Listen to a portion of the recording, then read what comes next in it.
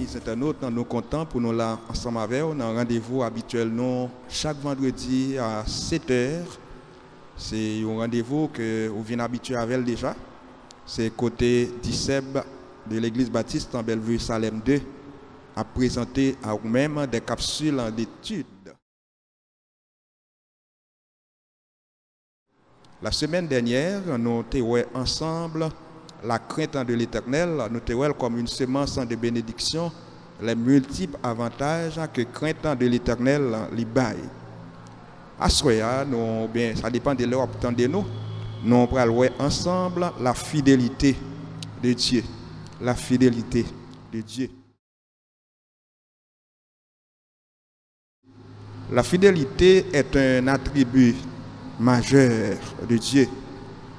En Exode chapitre 34, le verset 6, nous lisons parole ça, l'Éternel est miséricordieux et compatissant, riche en bonté et en fidélité. La fidélité de Dieu est souvent associée à sa bonté paternelle envers Israël, le peuple de l'Alliance. Dans l'Ancien Testament, nous avons la fidélité de Dieu quant aux promesses faites à Israël. Dans plusieurs textes dans l'Ancien Testament, nous avons regardé fidélité. Bon Dieu, nous toujours presque liés à un ensemble de promesses que bon Dieu fait à peuple Israël. En Isaïe 40, le verset 8, nous lisons parole ça, ces paroles passent, mais des promesses sont tenues. Ces paroles passent, ces promesses sont tenues. Isaïe 40, le verset 8. L'herbe sèche, la fleur tombe, mais la parole de Dieu subsiste éternellement.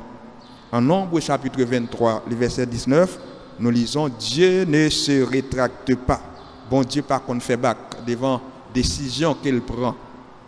Malachie chapitre 3, le verset 6, Dieu est immuable. Bon Dieu pas changé. Donc, Dieu a conclu un lien de fidélité parfaite à Israël. Osée chapitre 2, vous lisez Osée chapitre 2, le verset 22, Osée chapitre 4, le verset 2. Dans le Nouveau Testament, par Jésus-Christ, toutes les promesses de Dieu sont tenues. Jésus kembe tout, bon Dieu kembe toutes promesses en la personne de Jésus-Christ.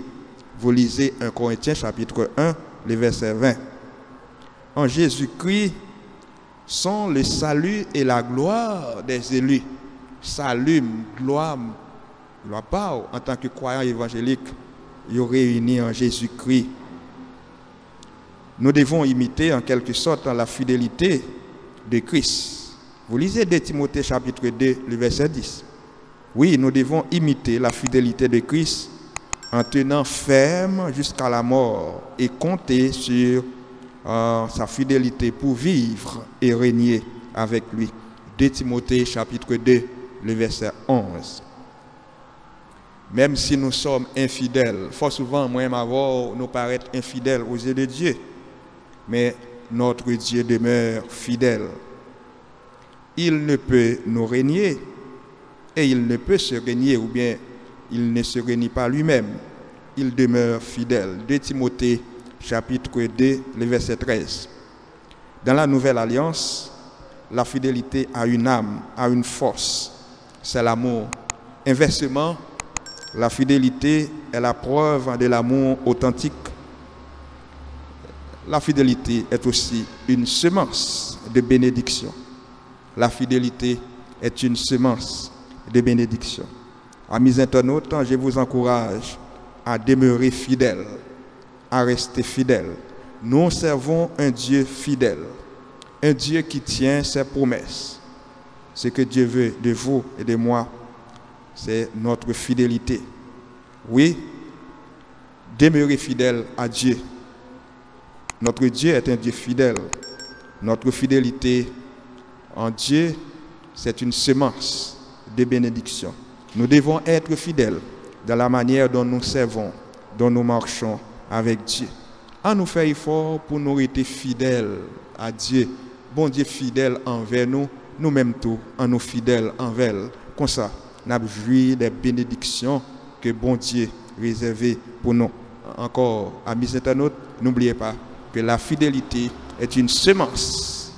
Je répète, la fidélité est une semence de bénédiction.